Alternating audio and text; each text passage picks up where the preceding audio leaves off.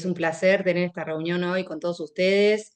Mi nombre es Lorena Menéndez, formo parte del comité del Young Lafgan y del Working Group de Enfermedad Inflamatoria Intestinal.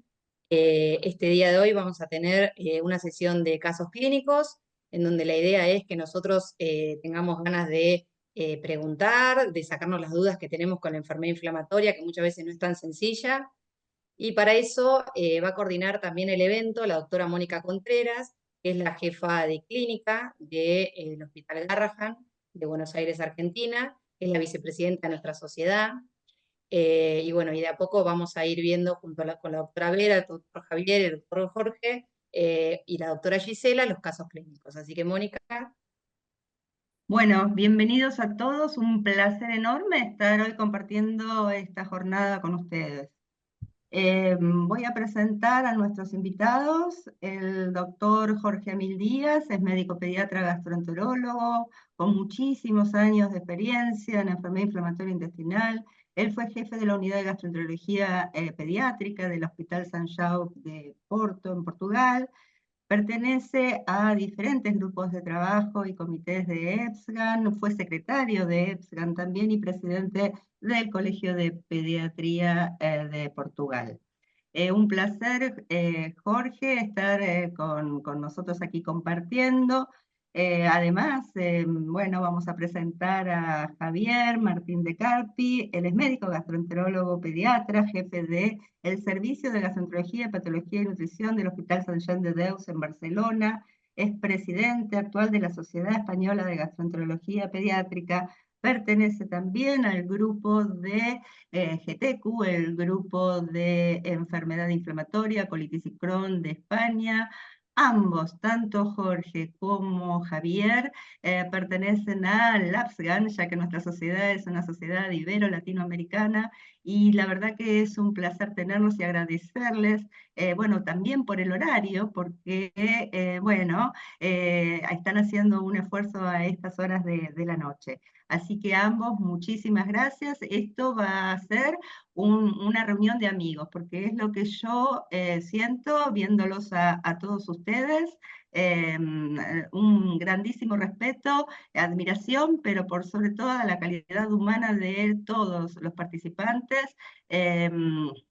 Los speakers, y creo que Lorena va a presentar también a Vera, que la tengo también como una referente y amiga desde hace muchos años. Así que muchísimas gracias por estar. Gracias. Bueno, entonces vamos a presentar el primer caso clínico. Va a presentar la doctora Vera Espadain. Es de Padañán, sí, es profesora adjunta y jefa de la disciplina de gastroenterología pediátrica, Escuela Paulista en Medicina Universal Federal de Sao Paulo, postdoctorado en el Departamento de Gastroenterología Pediátrica, Universidad de Maryland, Baltimore, Estados Unidos, doctor en Medicina por EPM Unipet, máster en Gastroenterología y Nutrición Pediátrica por la Universidad Internacional de Andalucía, España, máster en Pediatría también, orientador del programa de posgrado en Pediatría y Ciencias Aplicadas a la Pediatría, supervisor del programa de Residencia Médica en Gastroenterología y presidente del Departamento de Gastroenterología de la Sociedad de Pediatría de Sao Paulo. Así que, Vera, te escuchamos. Muchísimas gracias a todos. Es un gusto, un placer, un honor estar aquí con vosotros.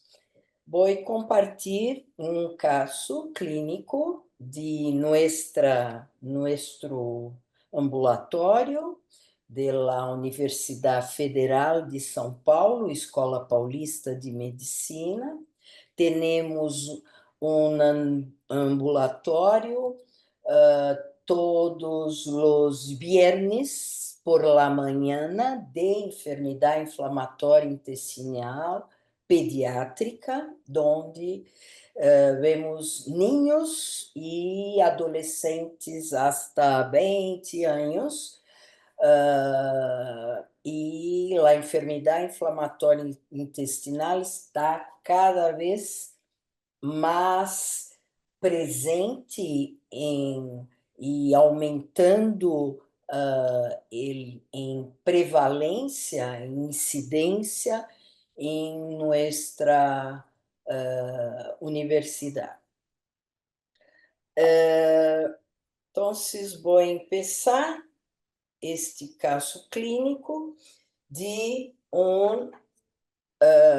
de gênero masculino, que hasta los 12 años era rígido, normal, no tenía ninguna enfermedad y que en realidad a los 10 años de edad empezó con un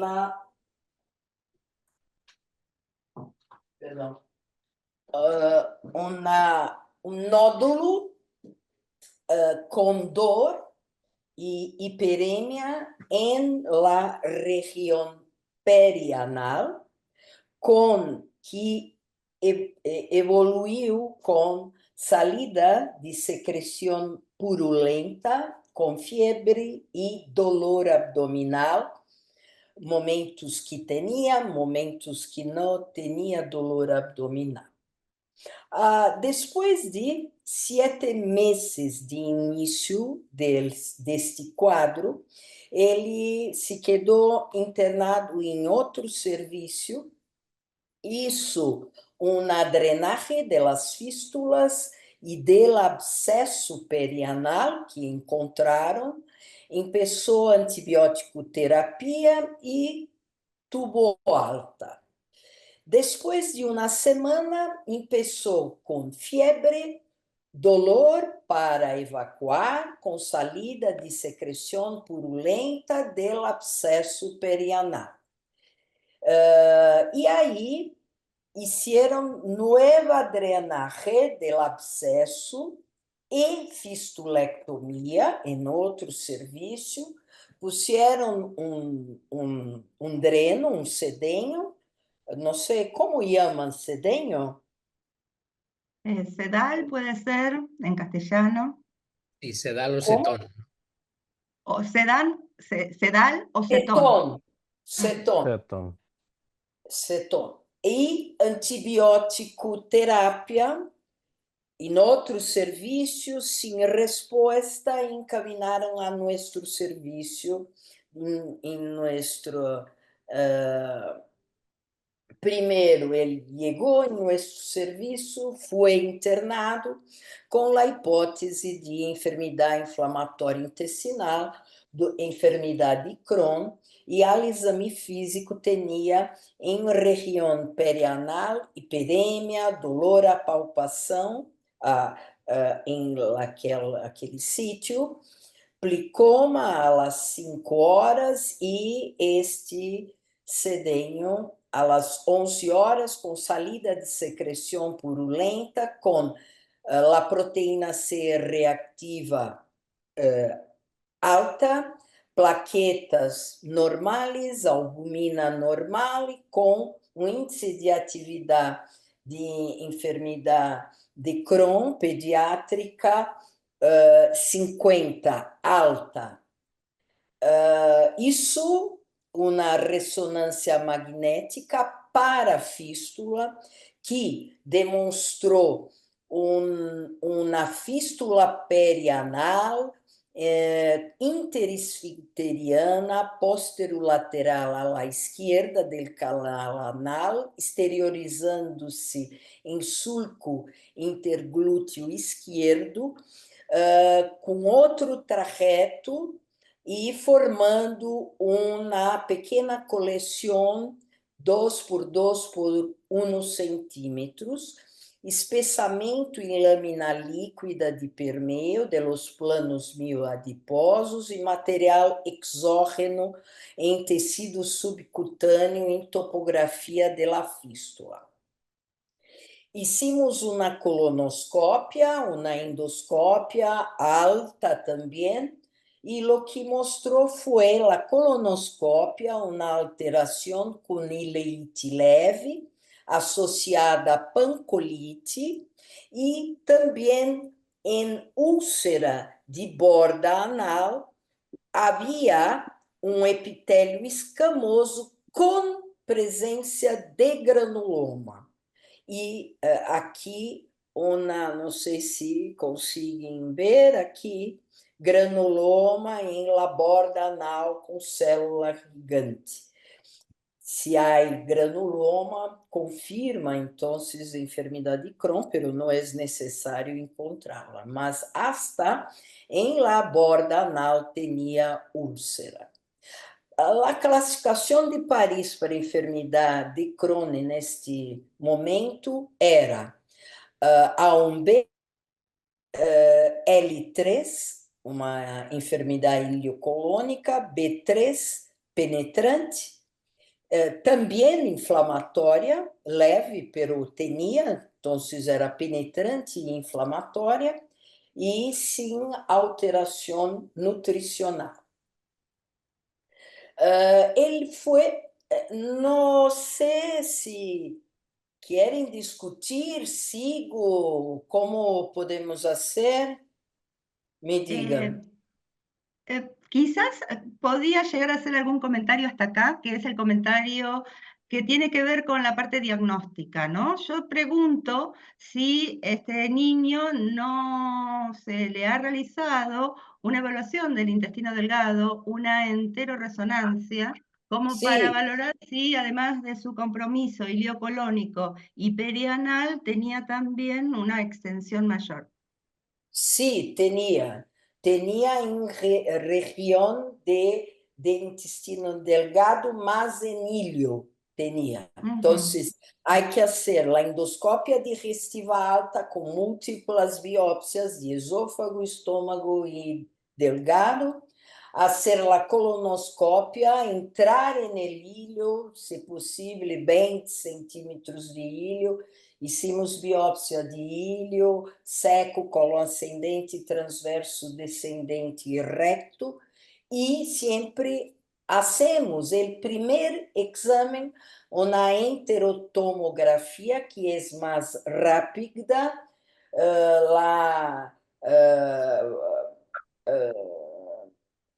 para ressonância.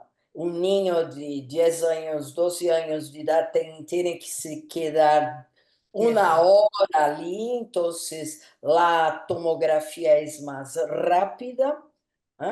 E como ele tinha, e lá enterotomo, preparo via oral com polietileno glicol, Movin-Lax, e que ele toma por boca e contraste intravenoso. E como tinha esta fístula, ou se há dúvida se tem algo em região perianal, há que hacemos chamamos o cirurgião pediátrico coloprocto, que hace o exame proctológico sob narcose, sedação, em la unidade cirúrgica e, em geral, antes solicitamos uma ressonância e o exame melhor para esta mirar região pélvica, é a ressonância magnética de pelve para fístula. E aí há protocolo corto, porque aí ele não tem que se quedar uma hora, corto para fístula, então é mais rápido. Bien. Ahora, ¿algún comentario, Jorge, Javier, antes de seguir con el tratamiento? Me gustaría de preguntar, gracias por la presentación y por la invitación para participar. Me gustaría preguntar cuáles eran los síntomas de ese niño, porque solamente nos hablaste de la fístula, del absceso y drenaje purulenta, todavía tiene un PKD de 50. ¿A qué corresponde un PKD tan elevado? Es un niño en que no se habló de diarrea, de dolor, de pérdida de peso. ¿Cuál cuál era la justificación para un PKD tan elevado. Y bueno, creo que el diagnóstico sí me parece seguro que es una enfermedad de Crohn con granuloma y con una evolución fistulizante. Todavía es un poquito desproporcionado que tenga un atingimiento luminal leve como descrito. Pero bueno, puede ocurrir sin problema. Sí. Aquí, Jorge, gracias por la pregunta. Él tenía fiebre de evolución. Él tenía, no sé, estoy compartiendo. Sí, Sí, estamos bien. Sí. sí. Él tenía fiebre, él tenía dolor abdominal y eso empeoró. Y esto se quedó. Ahí él tenía fiebre, dolor abdominal, dolor para evacuar, diarrea él no tenía. Ujú. No tenía tampoco pérdida de peso. Y en los exámenes tenía una hemoglobina baja, tenía para el PCDAE, tenía un VHS alto, albumina era normal.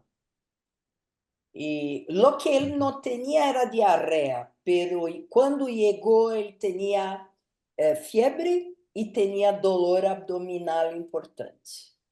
Ok, gracias. Nada.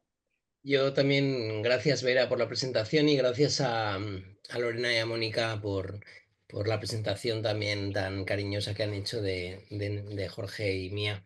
Es un placer para mí estar aquí. Yo quería comentar simplemente que a mí la perianal me da mucho miedo, cuando se maneja sin pensar que es un Crohn perianal. Y nuestra experiencia es que las perianales que solemos ver suelen ser perianales que responden bastante bien al tratamiento médico, muchas veces sin necesidad de hacer mucha actividad quirúrgica ni nada. Y a mí cuando lo digo porque la evolución de este niño que no va bien su perianal y hay que cambiar de antibióticos y luego, a ver, esto nosotros tenemos un poco... estamos un poco sesgados porque conocemos el caso un poco más después, ¿no? Pero la evolución yo creo que me da... A mí, cuando los cirujanos se meten con todo el respeto, a tratar un absceso perianal que ellos piensan que simplemente es un absceso perianal, a mí me da mucho respeto, porque yo creo que parte de las complicaciones que tiene, es decir, tú puedes fistulizar más interviniendo un absceso, si tú solo piensas que es un absceso aislado, tú puedes crear más colección y yo creo que parte de la evolución, no sé si la vuestra experiencia del resto de ponentes, de Jorge, de Mónica, de Lorena, es de que normalmente nosotros cuando quizá también estamos más focalizados, diagnosticamos una perianal, ponemos todo en marcha el estudio y luego estos niños suelen ir bien con un tratamiento antibiótico para mejorar lo que es la colección que tienen y empezar anti-TNF pronto, suelen ir bien. Entonces yo creo que toda la complicación de este paciente quizá es por ese manejo inicial que se hace de un absceso perianal, probablemente por un equipo de cirujanos que no están pensando en una fístula abscesificada de un Crohn y están tratando quizá ya con una sensación, ¿no? Con una visión muy de adulto de absceso glandular, ¿no? Es decir, absceso críptico de adulto típico aislado y parte de la complicación me parece que puede venir por ahí, porque es verdad que nosotros normalmente no vemos tanta complicación. Y hago una pregunta, si puedo, no quiero extender porque el caso continúa, pero los antibióticos son estos, los que usamos nosotros, los que han usado Vera. ¿Cuánto tiempo ustedes dejan el antibiótico? Obviamente son tratamientos combinados, ¿no es cierto? De 2 antibióticos. ¿Cuánto tiempo, Javier? ¿Cuánto tiempo, Jorge? Nosotros solemos poner ciprofloxacino y metronidazol durante Eso. unos 3 meses. Ahí está. Claro. Eso es un dato, digamos, muy práctico ¿no? Para los que nos están escuchando, porque sabemos que tenemos que empezar con el tratamiento indicado de su enfermedad de Crohn y el biológico se impone, el infliximab, ¿no? Entonces, empezamos con esta doble terapia, ciprometro, viendo que ese absceso se vaya achicando, como para empezar con el infliximab, pero luego lo seguimos al antibiótico durante 2 o 3 meses, ¿verdad?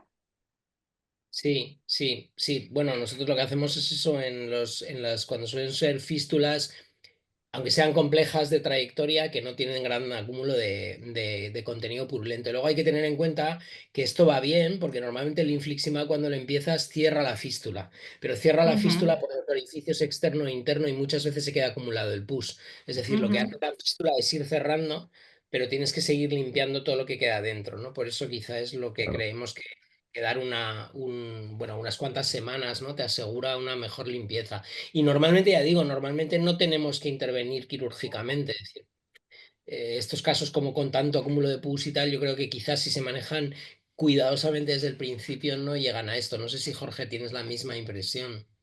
Sí, sí, lo mismo. Algo más que me preocupa en este caso, que ha durado más de 7 meses. Sí. Que el niño se ha quedado abandonado. Ha hecho 10 días de antibiótico y lo descartaron. Y eso probablemente podrá haber contribuido para la evolución tan agresiva. Bien. Y si Bueno, querés, Vera, Vera, continuamos. seguir, claro, sí. Sí.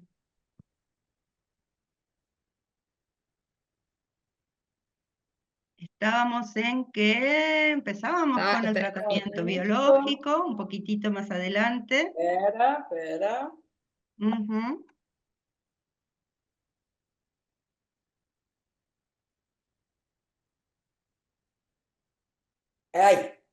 Ahí Ok. él Un poquito más, entró. sí. Estábamos en donde empezaba No, no, esa, ¿no? yo no hablé aquí.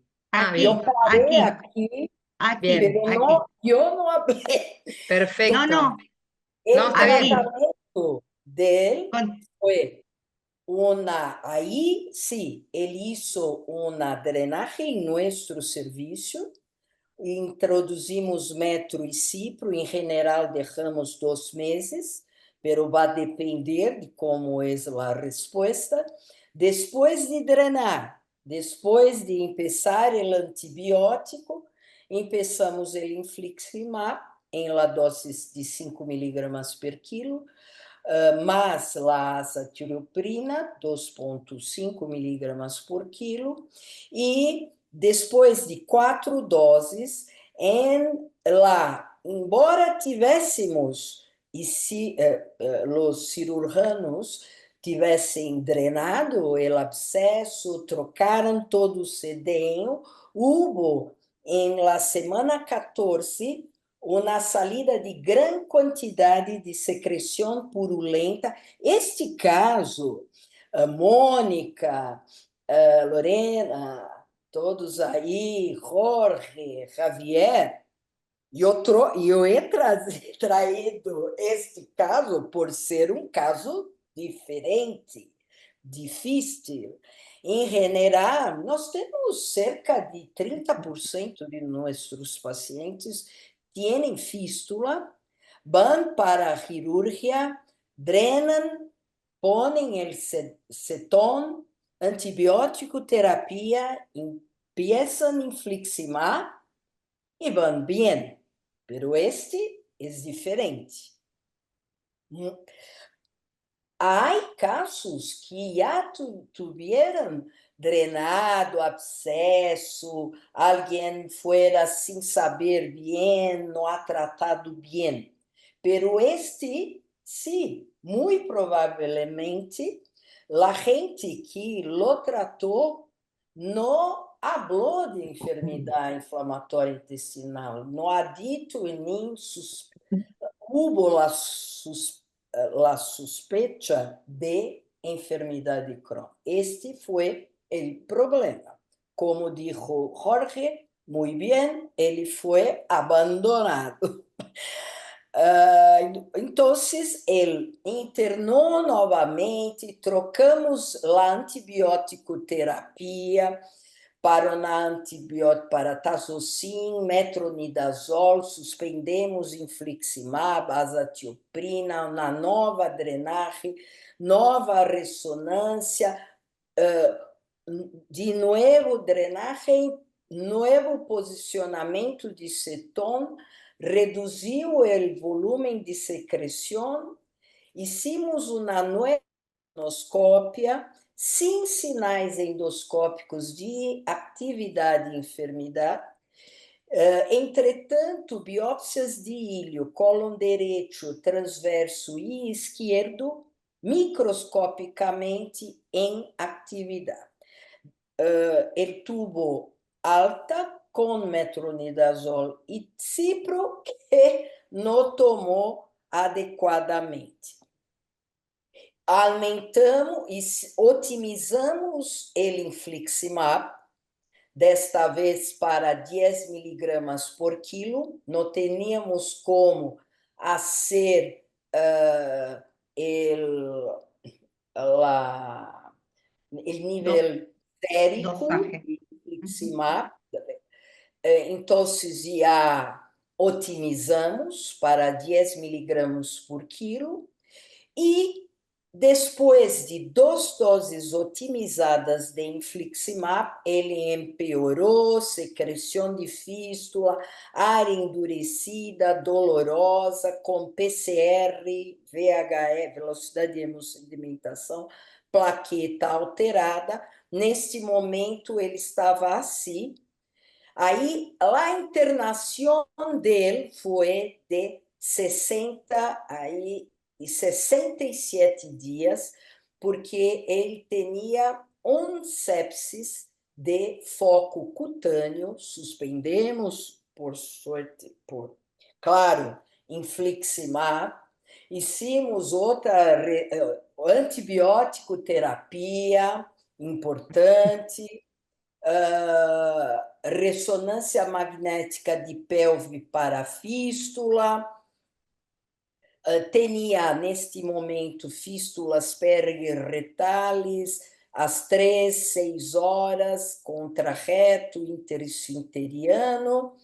Esta era a ressonância magnética de pelve. Foi para exame proctológico sob narcose, drenou cirurgicamente o abscesso, depois de bom tempo com antibiótico terapia, colocação de cetons também, ampliação de los orifícios fistulizantes por ultrassom, abriu mais aqui e melhorou clinicamente, laboratorialmente. Seguimos com aí o infliximab 10 miligramas por quilo, a azatioprina, e aí, ao longo, hicimos o dosagem de nível sérico, estava de 20 microgramas por ml, mais de 15, por lo tanto, mantivemos a medicação, tinha anemia, hicimos o hierro intravenoso, seguimos ambulatorialmente, isso, revisão de sedenho, e aí, embora estivesse em terapia otimizada, aí novamente tinha drenagem de fístula, aí tivemos que fazer uma inserção mais grande, e até a semana 22, quarta dose otimizada, aí a região anal tinha bom aspecto, hicimos nova dosagem, né? Nível sérico de infliximab, estava 18, pero novamente ele tinha secreção. Começamos internado com antibiótico terapia. Aqui é para mostrar que, embora estivesse com buen nivel de infliximab, ele não mejorava. Entonces, tuvimos que hacer uma cirurgia mais grande, debridar todo o tecido, limpiar todo, e só aí, depois de 36 horas de la cirurgia, introduzimos novamente a azatioprina infligimos câmera hiperbárica, 10 sessões, começamos a terapia nutricional também de exclusão de alimentos para enfermidade de Crohn, e aí o aspecto da herida, após 3 semanas deste procedimento, estava assim, para mostrar a importância que nós aprendimos muito com esse caso, porque, como sempre, não hacíamos uma drenagem grande, importante, pero este paciente necessitava isto. E depois de uma abordagem extensa, profunda, ele cicatrizou a herida anal após 3 semanas e evoluiu com um aspecto de la herida cicatrizada com PCD-ID10, sem sintomas, que é como ele está agora,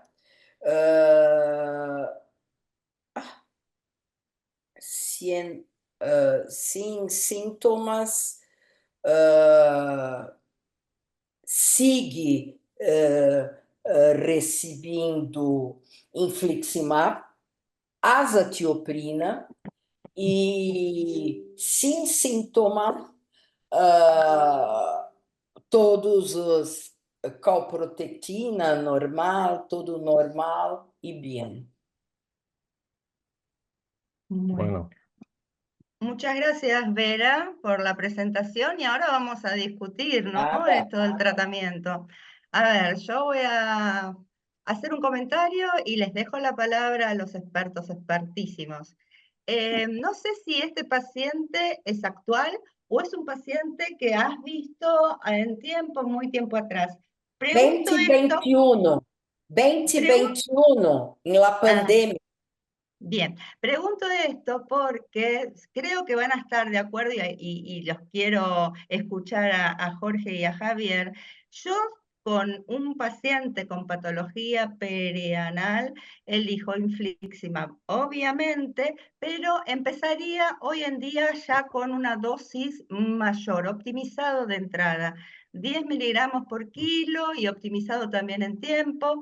Y lo que también consideran y están en algunas de estas guías, que uno debería por ahí, desde luego de la segunda dosis de infliximab, si tenemos posibilidades de dosar droga en sangre, niveles y anticuerpos, uno sería, digamos, la elección, ¿no es cierto?, del tratamiento. ¿Qué opina Jorge, Javier? ¿Quién quiere gracias. comenzar? Gracias. Hay pequeñas cosas que gustaría de discutir.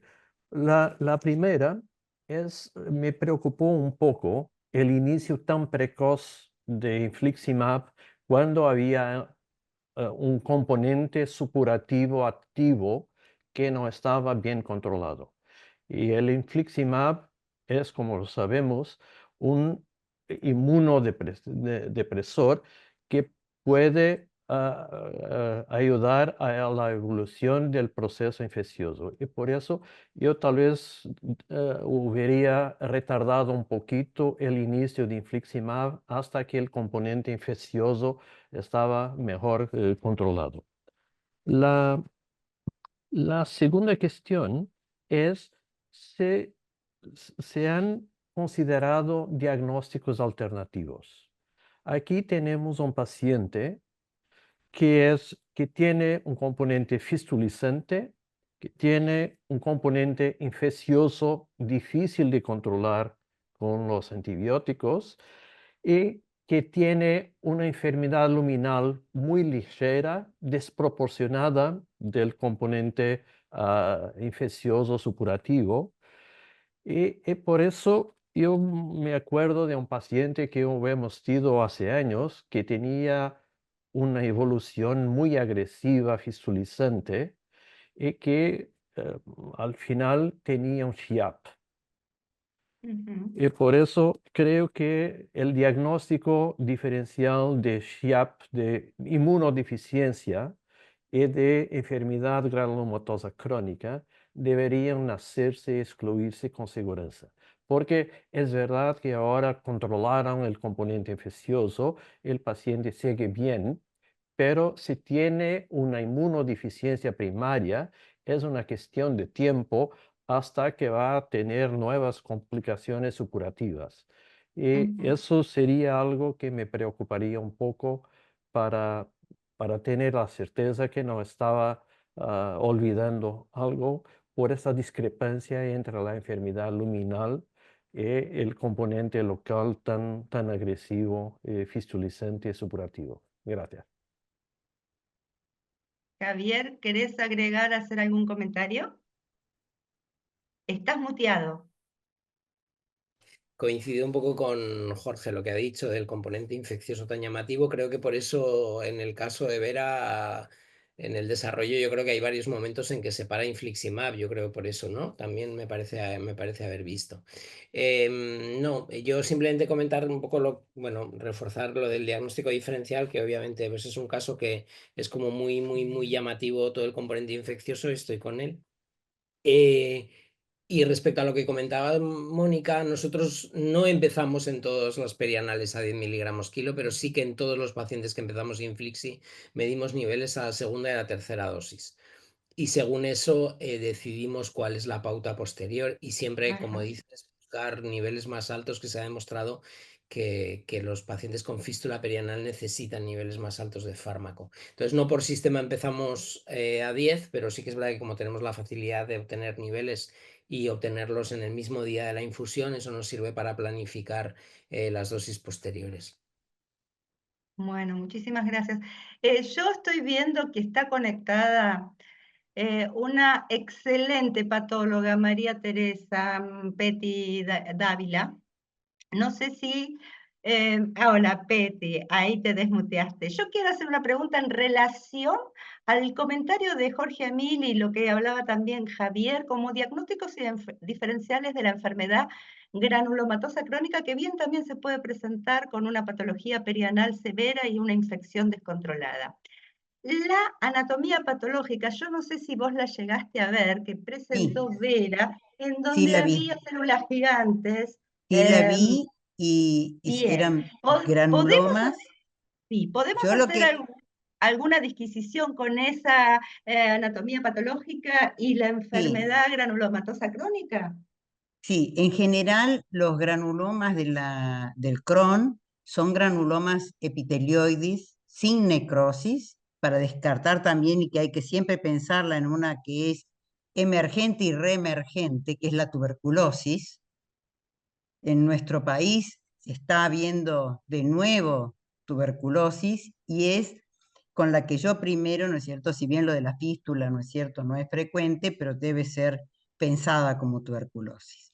Y respecto a los granulomas de la enfermedad granulomatosa crónica, son microgranulomas, son granulitos con mucho macrófago y que lo ibas a encontrar, si le hicieron biopsia de ilion o de yeyún o donde sea, también lo vas a encontrar. Aparte, ¿no es cierto?, de la presencia, ¿no es cierto?, de esta patología que nosotros también hemos tenido casos, inclusive enfermedad granulomatosa sistémica con compromiso de médula ósea. Ujú. Sí, Bien, gracias, Petty. Bien, y nada, hay muy una pregunta interesante el en, caso. sí, Vera, muy lindo el caso, muy buenas las imágenes Muy, también. ujú. Hay una pregunta en el chat que dice, ¿Qué hacer en estos casos cuando no hay respuesta al infliximab con optimización de dosis y absceso que como que recurrió 3 veces luego tratamiento con metro y ciplo vía oral? Tenemos un paciente similar de 2 años con Crohn, no tuvo tratamiento quirúrgico aún, tiene fístula rectal con absceso perianal. ¿Puedo Bueno, responder? Sí, obvio. bueno, yo diría Hay que que infliximab, revisar muy bien, hacer una resonancia, hacer um exame proctológico sob narcose com um cirurgião experiente e hacer uma ressonância magnética de pelvis para fístula, porque é o que passava com este. O problema não era o infliximab, o problema era que ele tinha, por el tempo que estava ou não com esta fístula, não conseguíamos drená-la suficiente, profundamente. Sempre há que limpiar todo o material.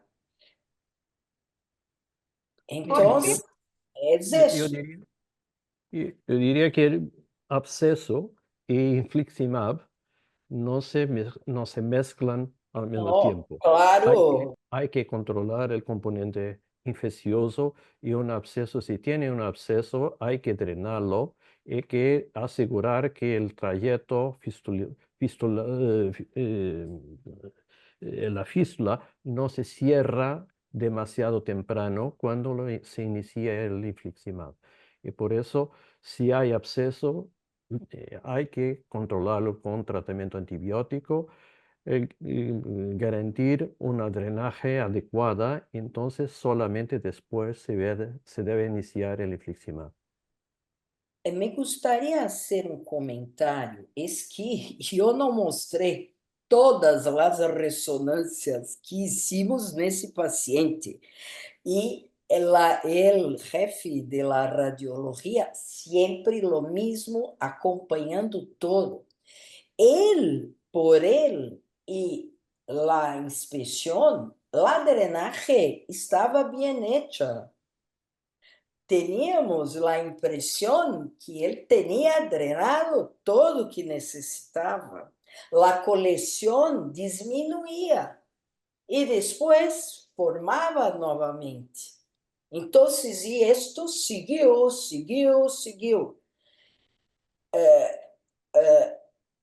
Em la internação, por este motivo, hicimos antibiótico terapia prolongada, porque ali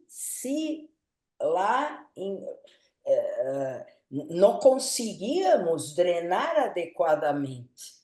Ele foi, voltou, drenou, voltou. Então, foi um caso muito, muito difícil, que só se resolveu com aquella profundidad de drenaje. Esto que es importante. Sí, y también preguntan cuál es la experiencia con la cámara hiperbárica. Tenemos Nosotros dos no tenemos experiencia. pacientes que hicimos, mas es porque discutimos con el jefe de hiperbárica. Él concordó por aquela herida. Nunca vamos a hacer câmera hiperbárica para as fístulas que temos corriqueiramente, que não necessita de nada disto. Javier, ¿ustedes tienen experiencia con cámara hiperbárica coadyuvante a un tratamiento? No, no tenemos y bueno, como dice Vera, está propuesto para enfermedad perianal compleja, pero también con datos, según creo yo, un poco contradictorios. Entonces, bueno, me imagino que en graves se puede probar, pero está muy centralizada en diferentes sitios en España. Nosotros no disponemos, ni la hemos usado, vamos. Bien. Bueno, Bien. podemos pasar al otro caso, si quieren, que lo va a presentar la doctora Gisela Gruber. Gisela es ex becaria de enfermedad inflamatoria del Hospital Garrahan, es actualmente médica del Hospital Posadas de Buenos Aires, Argentina, y bueno, nos va a presentar el próximo caso. Gisela, cuando quieras. Só me gostaria de agradecer todos os comentários. Gracias, gracias por la invitación. Gracias. Gracias a vos, Vera. Muy bueno, Vera.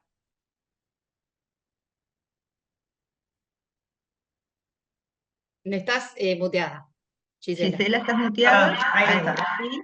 Ahora sí. Bueno, un gusto, buenas tardes. Ahora voy a presentar un caso clínico que fue un paciente que tenemos desde hace 2 años en el Hospital Garrahan. Ahora busco para compartir. Bueno, comienzo. Es una paciente que concurre al hospital en el año 2022, hace 2 años. En su momento la paciente tenía 14 años, por diarrea de 2 meses de evolución, venía con deposiciones líquidas, sin sangre, sin moco, pero al inicio, pero sí líquidas, había llegado a tener hasta 10 disposiciones al día. Había sido posterior a la ingesta de múltiples esquemas antibióticos por cuadros infecciosos, pero persistió con estas deposiciones que en su momento era de mayor cuantía. Además de esto tenía dolor abdominal y distensión abdominal. La paciente había consultado en varios centros periféricos antes, inclusive con un gastroenterólogo, donde se le había hecho laboratorio que era normal, coprocultivo y coproparasitológicos negativos. En el momento del examen físico, cuando es examinada, la paciente lucía irregular de estado general, estaba con una palidez mucocutánea, lucía adelgazada. Al interrogatorio te decía que la paciente previo a esto pesaba 39, que para ella era un percentilo de 3 en 10, que tampoco 3,10, pero siempre se mantuvo en ese percentilo. Pero ya al momento del examen físico en el hospital, pesaba 35, que era un percentilo menos de 3. Al examen físico, además, la nena lucía taquicárdica, estaba taquicárdica, eumneica, el abdomen no estaba distendido, y al interrogatorio, como antecedentes personales, la paciente tiene antecedentes de asma, tanto personales como familiares, sin otros antecedentes de enfermedades autoinmunes. Se le solicita un primer laboratorio, donde el laboratorio no estaba anémica, no tenía anemia, sí una alumna de 2,9, con una PCR en ese momento no alta, tenía 2,4, un eritro de 38, posterior a eso tuvo otro laboratorio con una PCR elevada hasta 50, y la calprotectina que se le solicita mayor a 1800. Se la realiza ante esta situación se toma la conducta de hacer una endoscopía alta y baja. La alta es normal, en la endoscopía baja se ve que presenta edema, eritema, la mucosa estaba friable, tenía úlceras aftoides, inclusive úlceras, y respetaba más que no, tenía un patrón en parches con zona de patrón vascular conservadas, tenía afectación del ilion, tenía un score endoscópico de 33, o sea, un score endoscópico severo, y en la anatomía patológica, cuando recibimos luego la anatomía patológica, es un cuadro de enfermedad inflamatoria intestinal crónica con actividad severa compatible con la enfermedad de Crohn. Como tratamiento inicial, empezamos con una nutrición enteral exclusiva, iniciamos con corticoides, azatioprina, y debido a este cuadro de desnutrición de la paciente, este cuadro severo de la paciente, comenzamos con inducción con infliximab a 10 miligramos kilo, completa la inducción y luego continúa con el mantenimiento cada 8 semanas. Vemos que al inicio, cuando inicia con la inducción, que había sido en marzo, teníamos esta calprotectina elevada de 1800 con una PCR de 57. Comenzamos con las dosis de mantenimientos, se cuenta en el hospital con la posibilidad de dosar infliximab y anticuerpos. Se pudo nada más realizar en 2 ocasiones, ya que la paciente presenta efectos severos del infliximab, efectos adversos severos. La nena empieza con dificultad respiratoria en el momento del pasaje, disnea, un rash generalizado, y hay que suspender el pasaje en la segunda dosis de mantenimiento. Habíamos visto un descenso en este tiempo, de leve descenso de la calprotectina con un descenso de la PCR, y clínicamente la paciente estaba más estable, persistía con algunas deposiciones blandas, pero no había tenido ya ninguna deposición con sangrado, había empezado a recuperar peso, pero bueno, empezó con este efecto adverso y hubo que suspender. En ese momento decidimos tomar otra conducta, y iniciar con ustekinumab a los 5 meses que habíamos empezado con el tratamiento con infliximab. La primera dosis, según el protocolo, bueno, la realizamos por la primera dosis endovenosa y continuamos con ustekinumab 90 miligramos cada 8 semanas subcutánea. A los 6 meses del tratamiento, la paciente persistía con calprotectinas elevadas, con calprotectinas mayores de 1800, con mejoradas la PCR, pero la calprotectina elevada, y las deposiciones persistían blandas, en ocasiones con sangre, moco, y un regular progreso de peso.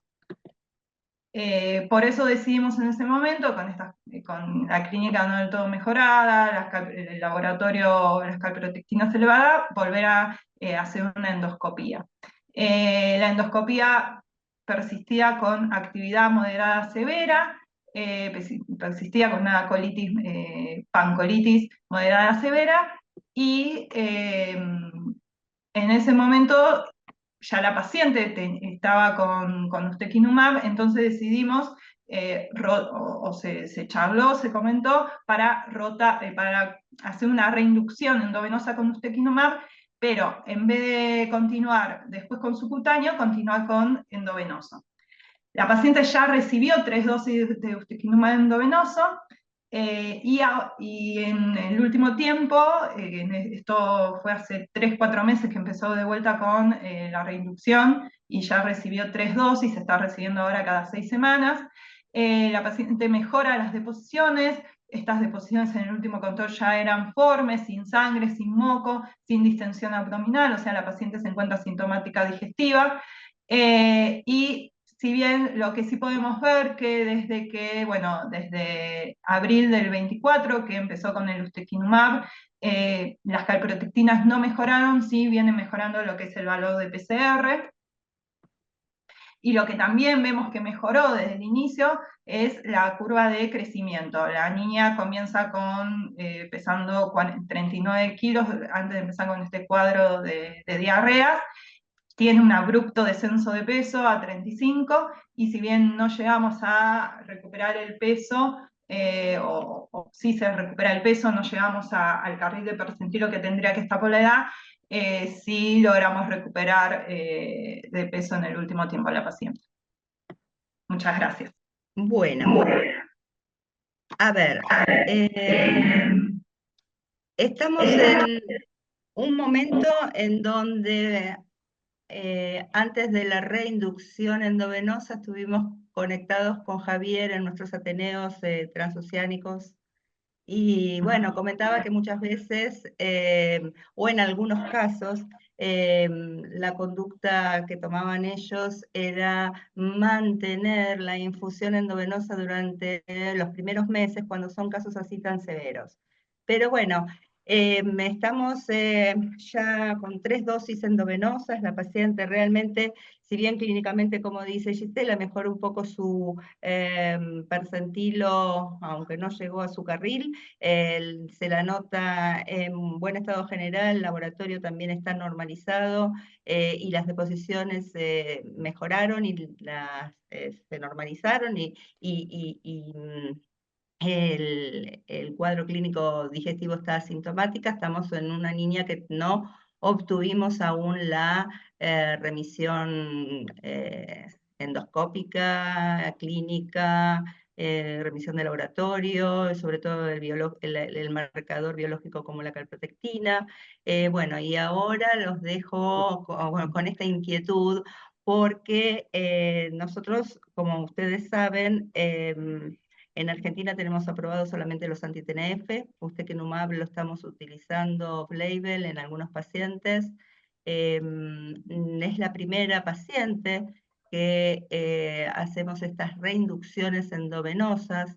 No tenemos experiencia en nuestro hospital y hoy por hoy está más complicado con el tema de tratamiento dual de biológicos y quiero, bueno, escuchar a ustedes a ver qué tratamiento propondrían, sabiendo que esta niña está con una dieta de exclusión de Crohn desde el inicio, incluso ahora está con una dieta sin gluten, pensando en hacer algo todavía más antiinflamatorio y la verdad que no hay respuesta a nivel de su colonoscopía, de su mucosa. La pregunta también, que está aprobado en pediatría a partir de los 16 años, es el risankizumab, y quería ver también si hay experiencia en esta, digamos, droga nueva, en donde trabajos así comparativos entre Usteki y Risanki dan una mayor eficacia del risankizumab, porque deja libre la interleuquina 12. Corto acá y bueno, preguntas, comentarios, o si hay alguna pregunta para el caso clínico, si es que quedó claro o no, y les dejo la palabra a Javier y a Jorge. Bueno, yo creo que Vera quería comentar algo, no sé si ha levantado la mano. Ah, no la vi, perdón, Vera. No, Javier, Ah, gracias. Me gustaría aclarar mejor algunas cosas. bien. Uno, yo nunca hice seguir con intravenosos. Me gustaría saber cuál dosis. Dosis 130 o 90. Si ¿Cuál? queréis, bueno, si queréis os Me cuento, gustaría saber. si queréis os cuento nuestra experiencia. Nosotros nos dimos cuenta cuando empezamos a utilizar ustekinumab que no teníamos buena respuesta tal como estaba publicado y como reportaban los de adultos. Y yo creo que nosotros utilizamos el ustekinumab normalmente tarde, porque normalmente apuramos mucho los anti-TNF porque son los únicos que tenemos aprobados. Y entonces yo creo que ese estar bloqueando una vía de una manera intensiva y bloqueándolo y bloqueándolo y bloqueándolo hace que cuando tú cambias y cambias a otra vía y liberas la del anti-TNF, porque si tú suspendes el anti-TNF que durante un tiempo te puede hacer efecto, lo estás liberando, pues yo creo que esa era un poco la mala respuesta que teníamos. Entonces nosotros lo que empezamos a hacer ya hace unos cuantos años es empezar el segundo biológico sin suspender el primero. Siempre claro que lo permitiera. Obviamente si tiene reacciones adversas, como estaba comentando Gisela, pues quizá no es el caso. Pero normalmente empezamos a utilizar el segundo biológico a la vez que no suspendíamos el primero, de cara a empezar a ver respuesta y luego, obviamente, cuando veamos respuesta, intentar pasar a la monoterapia. Y eso creo que nos ha dado bastante buen resultado.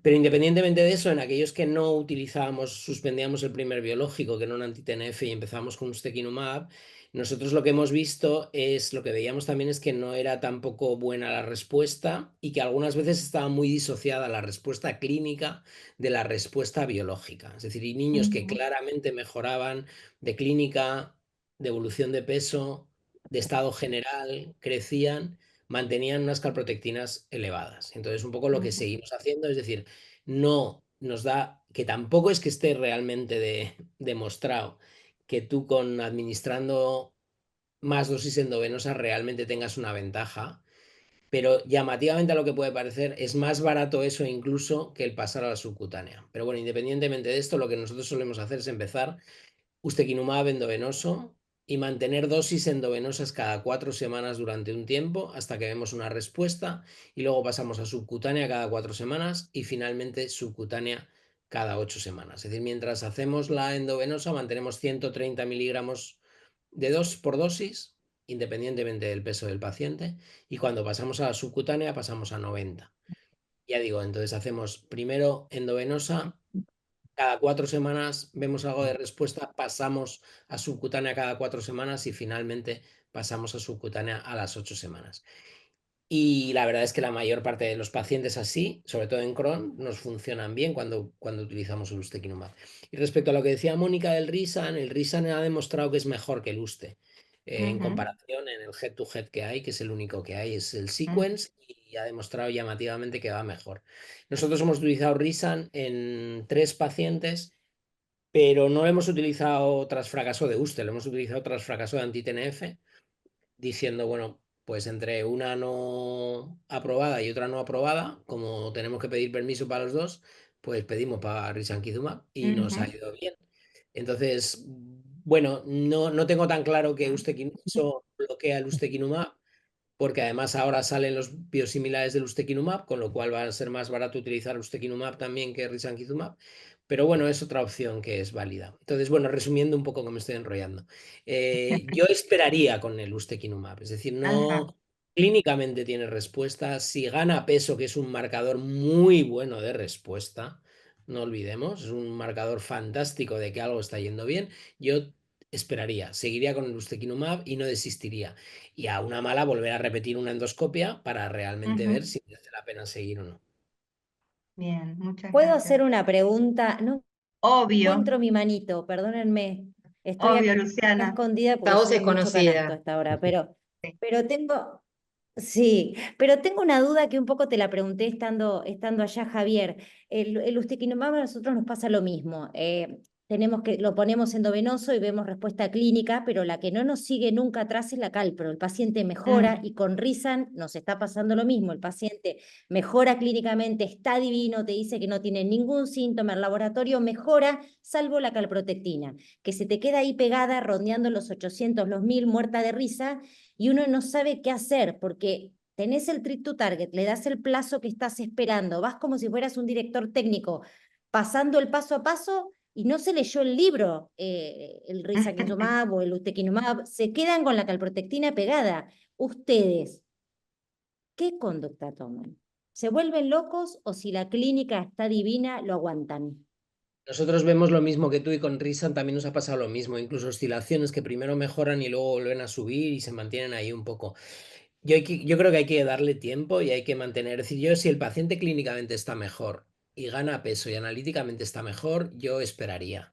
Y a una mala, si no sabes si realmente está mejorando o no, yo prefiero tener una prueba de imagen, sea una reso o una colonoscopia, depende de lo que quieras mirar que tiene que mejorar, antes que basarte solo en la calpro. Recordemos que hace unos cuantos años no teníamos calpro y ese paciente que mejoraba clínicamente, que ganaba peso y analíticamente te mejoraban parámetros inflamatorios, lo dábamos por respondedor.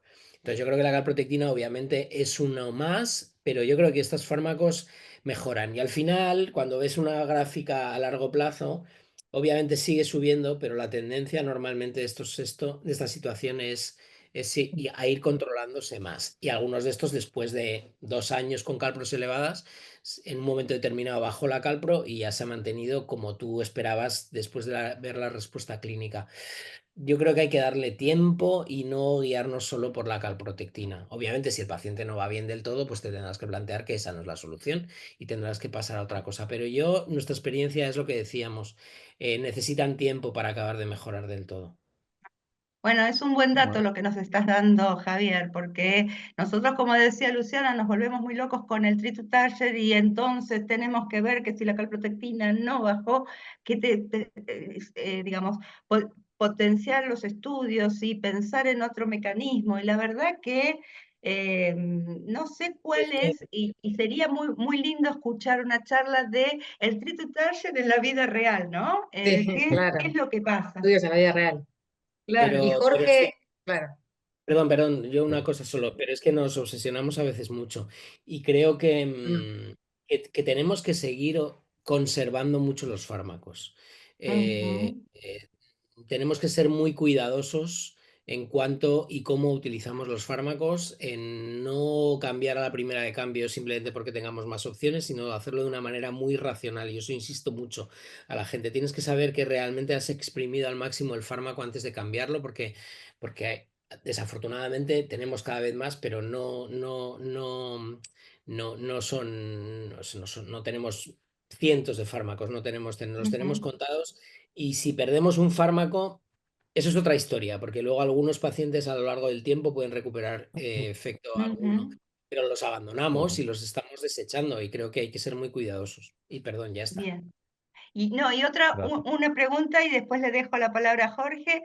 En este caso, que nos parece que todavía no hemos obtenido lo que queremos, esa remisión profunda, ¿serviría de algo agregar besalacina, azatioprina? Es decir, sabemos que es más costo, pero ¿esto lo pensarías vos en el caso? No se ha demostrado que azatioprina aporte mucho al ustekinumab, y salicilatos yo en Crohn no utilizo porque yo creo que no ha demostrado eficacia. Ujú. Bien. Jorge, Ah, gracias. Bueno, escuchamos tu concordo. experiencia. Muchas gracias por el caso, muy interesante, y concordo con todo lo que Javier ha dicho. Todavía, eh, ese paciente ha recibido una interresonancia porque no nos dijeron si había tingimiento del intestino delgado. Me preocupa, ah, mientras que la descida de calpo puede ser lenta, como Javier lo ha dicho, todavía no hay recuperación de peso, a pesar de haber una respuesta parcial, pero sigue con peso abajo de lo que debería tener. Y por eso sería interesante saber si tiene también afectación extensa del intestino delgado.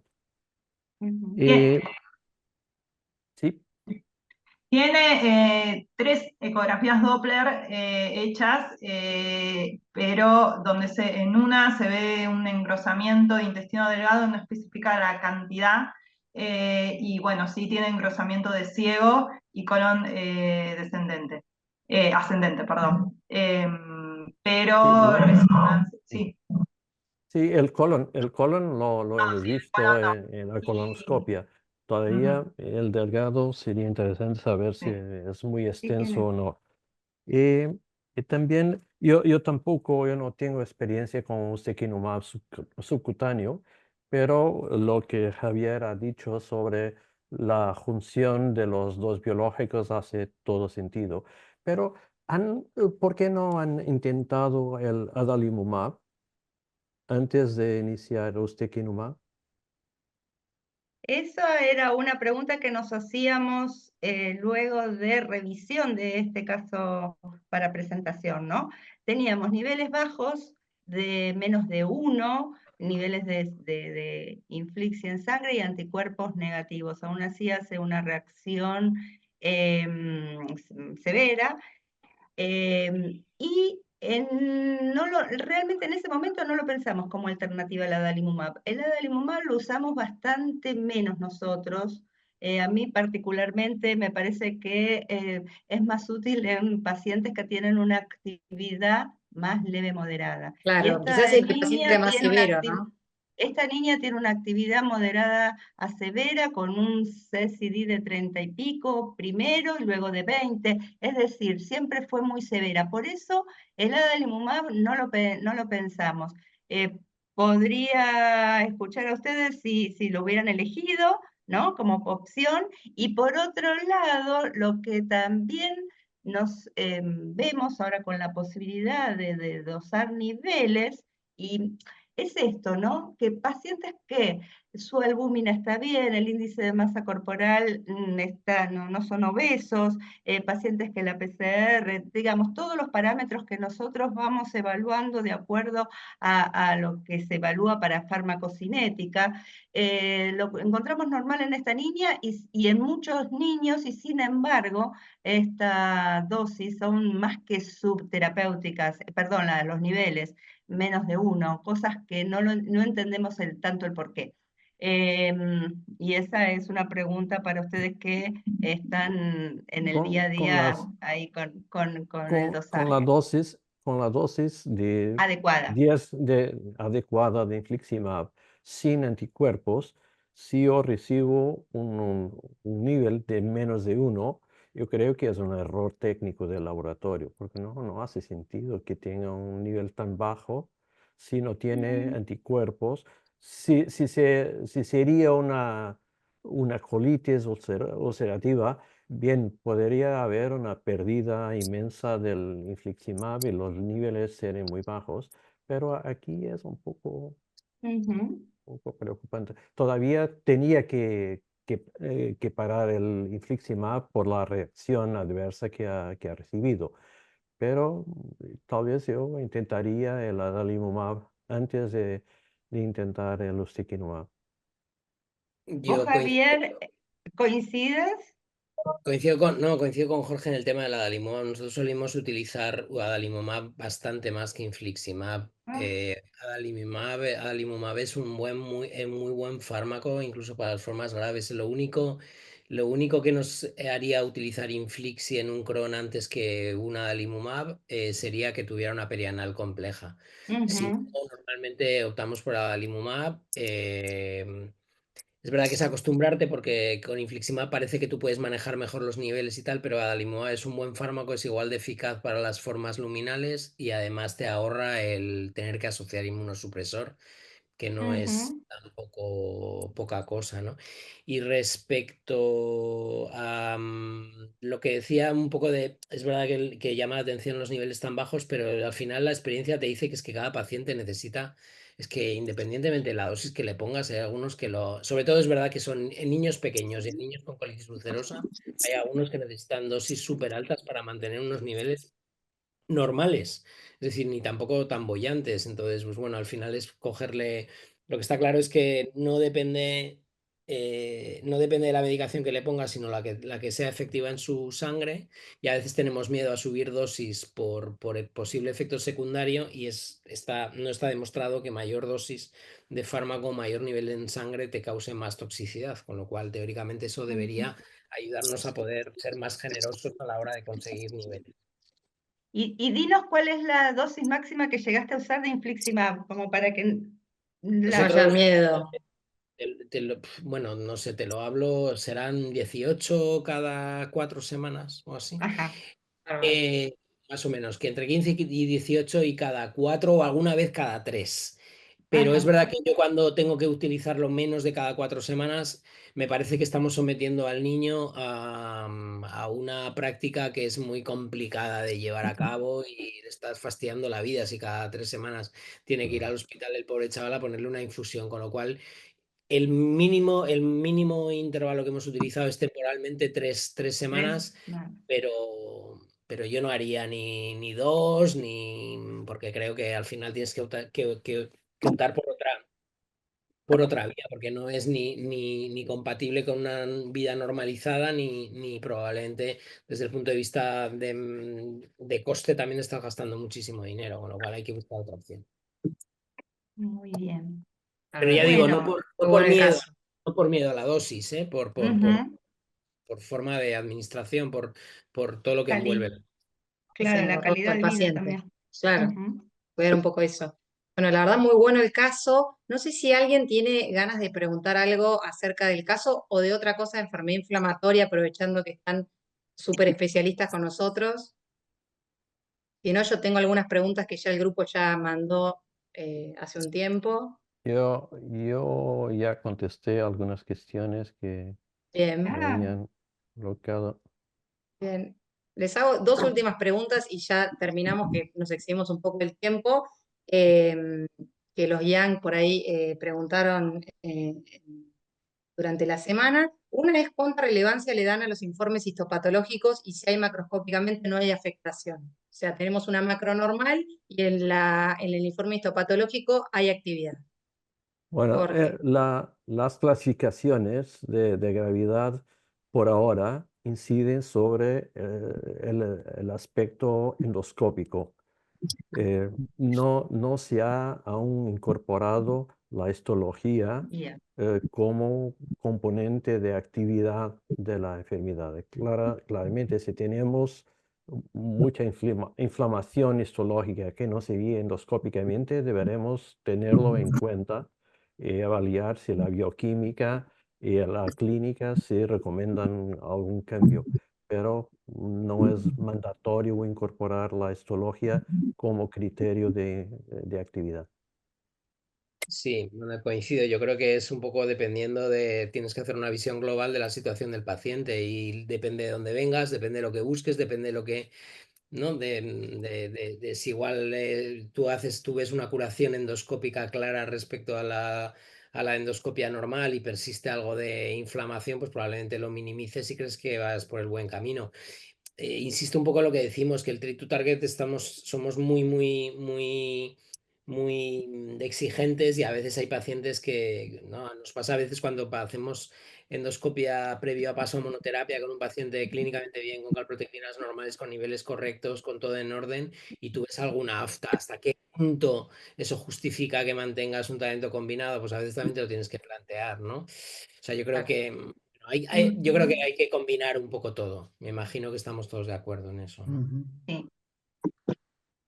Después preguntan, cuando usan terapia combinada, dos biológicos sin diferentes rutas, ¿lo administran en la misma oportunidad o lo administran en diferentes tiempos? Normalmente lo administramos en diferentes momentos, pero yo creo que es es una forma de estar más tranquilos nosotros mismos. Yo creo que no debería haber. Una vez que llevas el tratamiento y toleran bien, no hay riesgo de toxicidad de ninguno de ellos ni de reacción adversa, yo creo que se podrían administrar consecutivamente, ¿no? Pero creo que es verdad que siempre somos muy cautos a la hora de que diferenciar y que no le siente mal uno u otro y no veas, no sé qué, pero creo que es basado en ideas preconcebidas nuestras que lo que sería realmente lo posible. Bien. Bien. No sé si hay alguna pregunta más. Ya es muy tarde para todos. Sobre todo para nuestros amigos del Europeos. otro lado del charco, claro. Placer. Claro. Bueno, la verdad que fue una gran jornada. A nosotros como Yang nos sirvió un montón los casos clínicos. A Vera, a Gisela, agradecerles un montón por exponerlos, porque no es fácil presentar la experiencia y que cada uno opine sobre lo que uno hace. Así que la verdad la verdad les agradecemos un montón. Y a Jorge y a Javier, la verdad que es un placer escucharlos. Ayudan un montón. Cada dato que dan nosotros lo vamos anotando porque la verdad que nos suma muchísimo. Y bueno, Moni, a Gracias. vos también, que Bueno, sos una referente para nosotros, Moni, así que también no, te agradecemos. a ver, vos dijiste que fue de gran ayuda para los Yang, fue de gran ayuda para mí que ya tengo muchos años.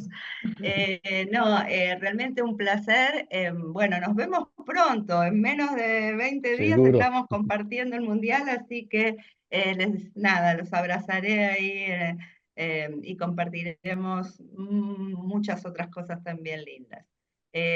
Muchas gracias al Grupo IAM porque realmente es el futuro del APSGAN, tienen mucha polenta, mucha actitud proactiva y bueno, de esto es lo que a nosotros nos gusta, esto es lo que nosotros queremos y son el futuro. Así que muchas gracias, Lorena. Ya vas a pasar, ya no, IAM, vas a Yo soy pasar al otro joven, lado. Moni, yo soy joven para siempre, como todo mi grupo. Bueno, nos vemos, muchas gracias. Bueno, muchísimas gracias. Gracias. Gracias. Gracias. Buenas noches. Gracias.